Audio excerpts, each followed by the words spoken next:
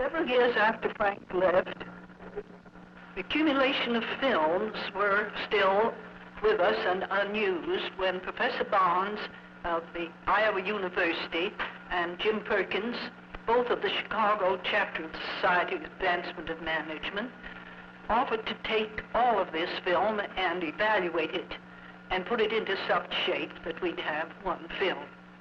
It was a project which interested and had the cooperation of the whole chapter, the Chicago chapter of the Society for the Advancement of Management, but most of the work was done by Jim himself. Frank Bunker Gilbreth was born in 1868 and died in 1924. He took his first step into the field of management in 1885 when, on his second day as an apprentice bricklayer, he questioned why he was being taught several different methods for laying bricks. His interest in finding the best method led to his development of motion and fatigue study. Here is his partner, Lillian Moeller Gilbreth, who now is the First Lady of Management. They worked together as a team after their marriage. Her education in psychology, coupled with her understanding and insight into the fundamental labor management concepts, brought recognition that she was indeed a full-fledged partner in the Gilbreth quest. One side of the large desk in their office was used by Frank, and the other by Lillian Gilbreth. Motion study was first developed when it was applied to the world's oldest mechanical trade, bricklaying. The traditional method, even after 6,000 years, involved unnecessary stooping, walking, and reaching. Hod carriers still dumped the bricks, damaging them. The bricklayer then made a careful inspection of each brick in order to determine its best side before laying it.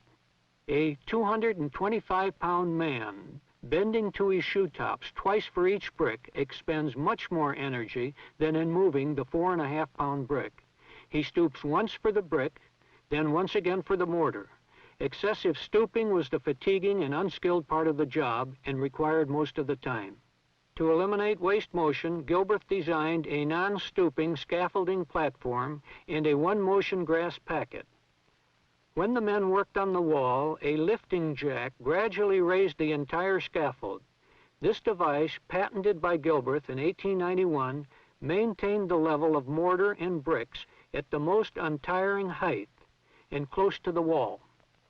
By applying the Gilbreth system of motion analysis, the motions per brick were reduced from 18 to 5. The number of bricks laid per hour increased from 125 to 350, increasing productivity by nearly 200%. The most tiring part of the job had been the stooping, 250 times per hour. Under the new method, a man could lay more bricks standing normally and in the least tiring position. We never were able to have all these energy-saving devices used because of opposition on the part of the unions.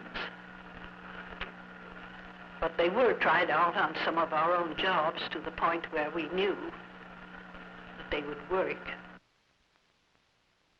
About this time, when the horseless buggies overtook the horse and the airplane was still a curiosity, Gilbreth wondered about a new challenge.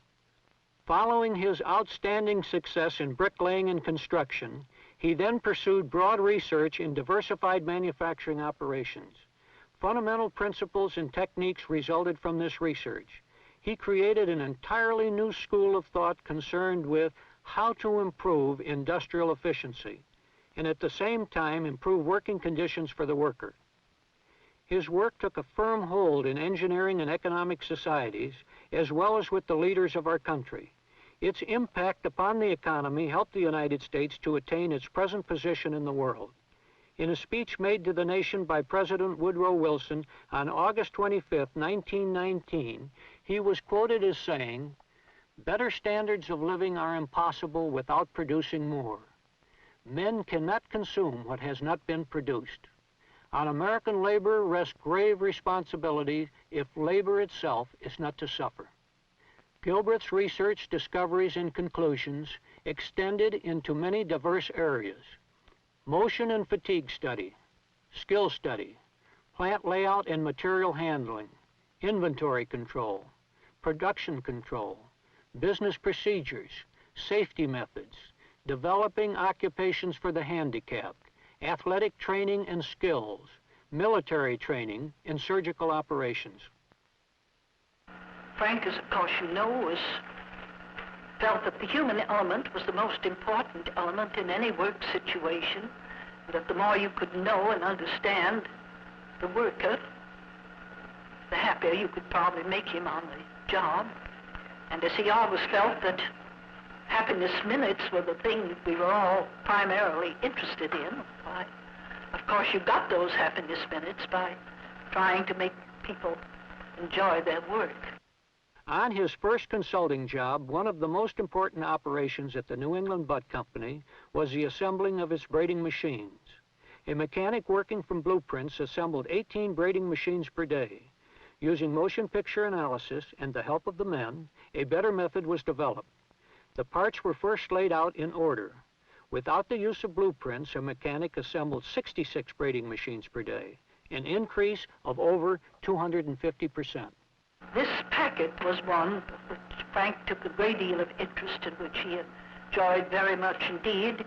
He disassembled and then put each part in the nearest place, pre-positioning it so it could be brought into its component part of the thing he was assembling in the shortest amount of time possible.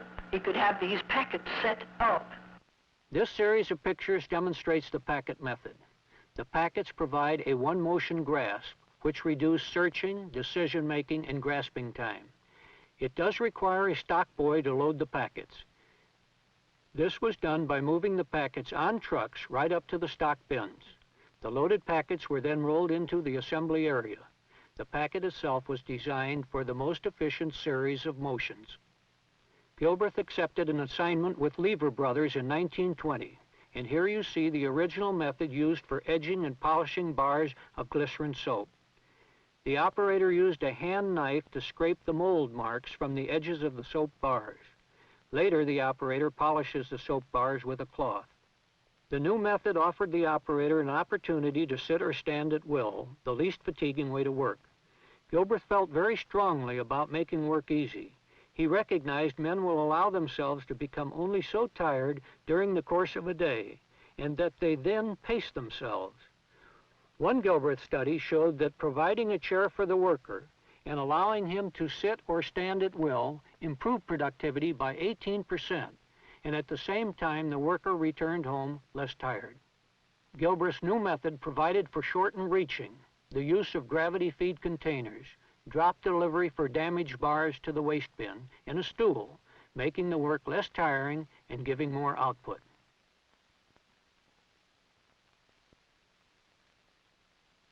This poorly organized operation for packing soap is ineffective because of the excessive handling of wrapping materials, movement of cartons, bands, fillers, tops, boxing, and stacking. While these studies were going on one summer, Frank brought a lot of boxes and soap down to Nantucket, and it was difficult to get around the shoe that summer because all the family and neighbors and friends came in to experiment on soap packing. It was something equivalent to our pinboard today when everybody wants to participate in it. You will often see people running around or walking around while the photographs are going on.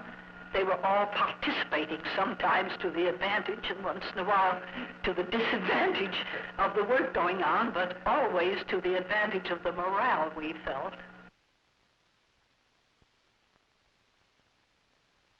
Here, as they often did, the Gilbreths worked together in order to develop a new method. Mrs. Gilbreth told me later that after viewing this method and trying to improve it, she learned that a certain type of work is too complicated for simultaneous motions of both hands and fingers, and that Frank probably said, "I think that a fixture for holding and processing one box at a time would be helpful."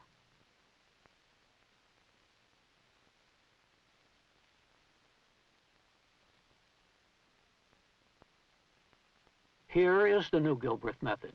It simplified the operation into packing one bar at a time. Less space and elimination of much duplicate handling was required, and output increased considerably. Gilbreth is quoted as having said that in his experience, one can develop a new motion pattern which reduces manufacturing time by 80% by the use of motion analysis. In this laboratory study, Gilbreth found that distance had a little effect on time for motion, but that longer motions were more fatiguing. Some of the time values he obtained were applied in new work patterns. He found these new cycle times were very reliable for skilled workers.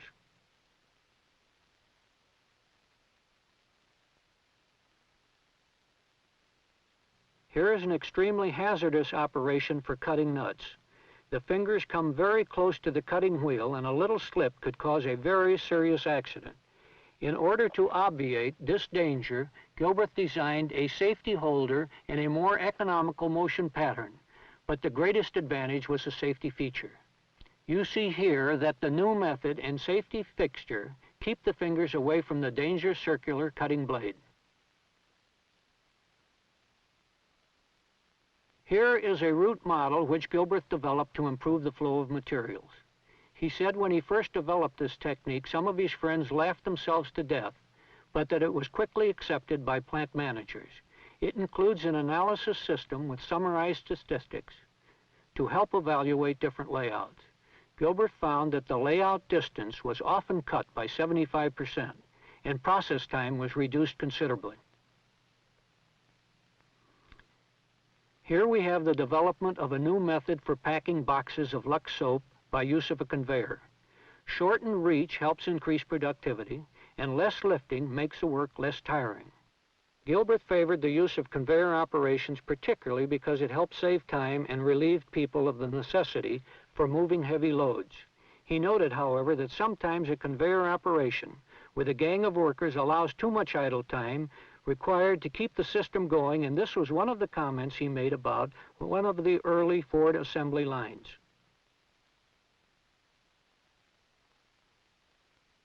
This is one of the Taylor experiments which Frank made over again in order to compare the results with the results as they're in shop management. This film is very amusing because of the rate in which it was taken. It shows, as did many of our own experiments, that's Frank over the left here, how rapidly people under load would go up as you remember in the film, in the book, in Shop Management, Taylor advocated that they work and then rest exactly according to the plan which he had worked out. Gilbreth had a profound respect for Taylor's work. By using rest periods and an incentive system, Taylor was able to increase productivity from 12.5 to 47 tons per day per man. This increase raised a man's wages from $1.15 to $1.85 per day. Gilbreth agreed with Taylor's findings. Gilbreth's simul-motion chart showed that men took very consistent steps, except where there was a depression at the bottom of the ramp. Later, when Gilbreth was a major in the Army, he found that some of the men tried to evade the service by limping purposely. However, he remembered his earlier study and found he could identify fake limping. One man even conceived the idea of wearing one small and tight shoe to feign a limp, but Gilbreth caught it. Gilbreth's investigations also extended to business procedures such as maintaining stock, counting out and issuing stock, maintaining records, low inventory ordering points, and so forth. The ordering point was based upon the length of time it took to replenish stock. The bins were designed to facilitate both the replenishment and removal of stock. Here you see a special scale which is called the weighing counter. It was used for weighing out parts instead of counting the proper number of parts. By means of a ratio on the scale, a predetermined number of parts would be indicated when it was in balance. When only a few parts were required, they were counted, put into a tote box, and delivered to a pickup station for the stock delivery man.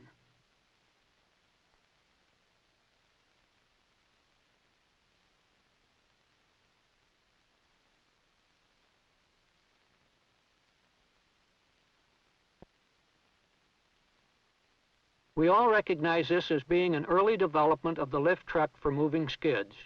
Gilbreth called it a booster truck. It was in the process of being developed in the early 1900s. This booster truck was also used for moving work tables and equipment nearer to the particular operation.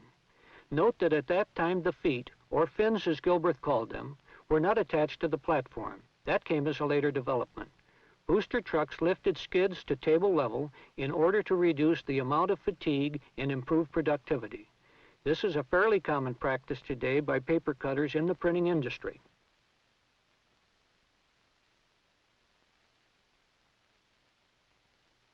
Keeping office records was important, and many studies were made regarding efficiency in maintaining business records of office systems, which involve posting, the use of comptometers, and typewriters.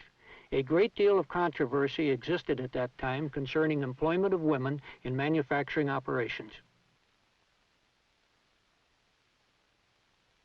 Gilbreth's cyclograph technique to learn about skill was one of his most significant contributions.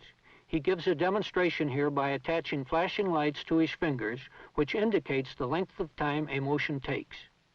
He said that the cyclograph made a greater contribution in analyzing motion than the use of moving pictures. He developed three-dimensional motion models from the pictures he made.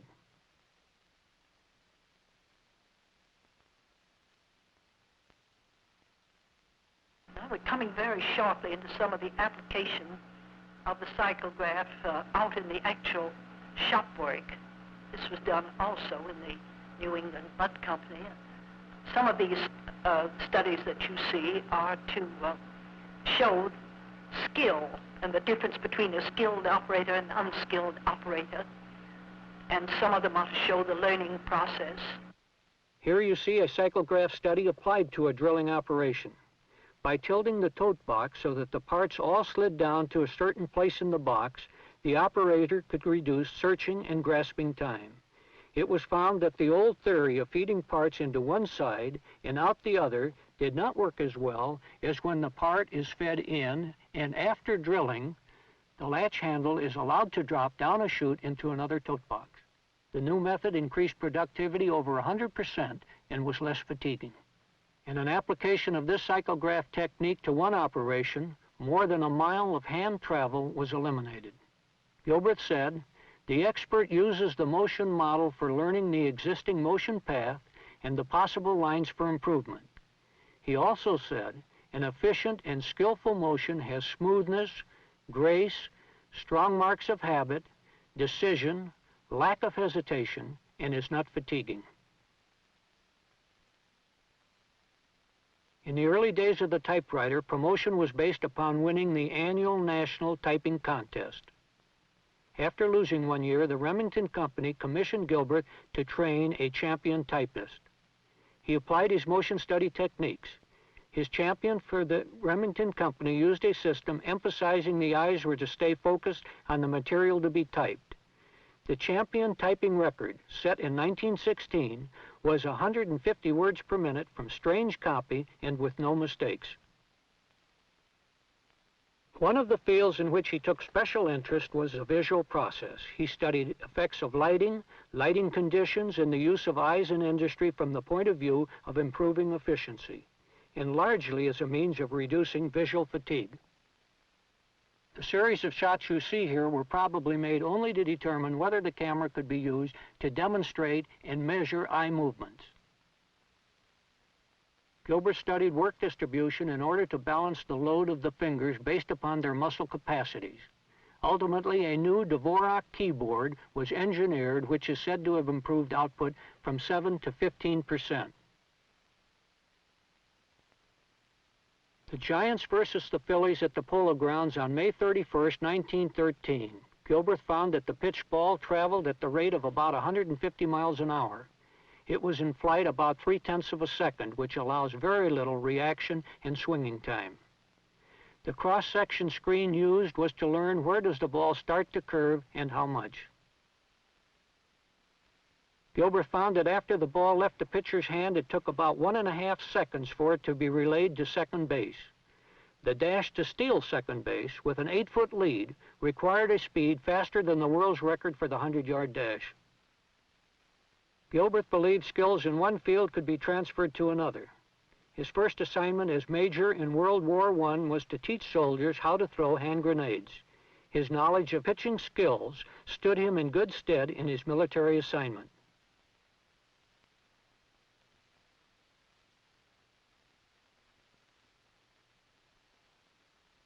Major Gilbreth made many Army training films. One assignment was to train soldiers to how to unjam the Browning automatic machine gun. He applied his motion study principles to develop the fastest method. His training included dismantling a jammed gun and reassembling it blindfolded to assimilate the work required during night action. Gilbreth felt it was every man's patriotic duty to look after the unfortunate, particularly the war casualties. His film study showed him that most people really only use one hand to work, and said it was not too difficult to make minor alterations in the equipment to suit the handicapped. Gilbreth's interest in helping to develop occupations for the handicapped went back to the early 1900s. Motion study was the tool he used to devise specific methods so that the handicapped could work and compete in industry. Here are two of the arrangements which were made to adapt typewriters. He felt that earning a living was no more important than self-respect and happiness.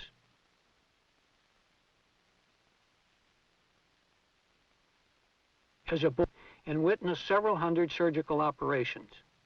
In 1910, he started intensive studies in hospitals in the United States, Canada, and Germany, including work at the Mayo Clinic. He observed that doctors took more time looking for their instruments than they did in performing the operation itself. Working with the doctors, he came up with a technique which is still being used today. When the doctor was ready for a new instrument, he extended his open hand, palm up, to the nurse and called for the instrument he wanted. He was thus able to keep his eyes focused upon the open incision and therefore reduce operating time significantly. Gilbreth said that at first the doctors were a little hesitant, but that as they realized how he could help them, they became most cooperative. Here you see the doctors and nurses prepare a patient whose stomach is being painted with iodine for the removal of a large tumor, which you will see later. In addition to critical surgery, Gilbreth also studied various medical and hospital skills. He found that doctors, nurses, and technicians seldom used the same methods. He established the best methods for tying sutures, making hospital beds, and so forth. The AMA recognizes these moving picture films of Gilbreth's as being the first movies of surgical operations. His work, of course, was really a method study, rather than from the medical aspect of how the operation must be performed.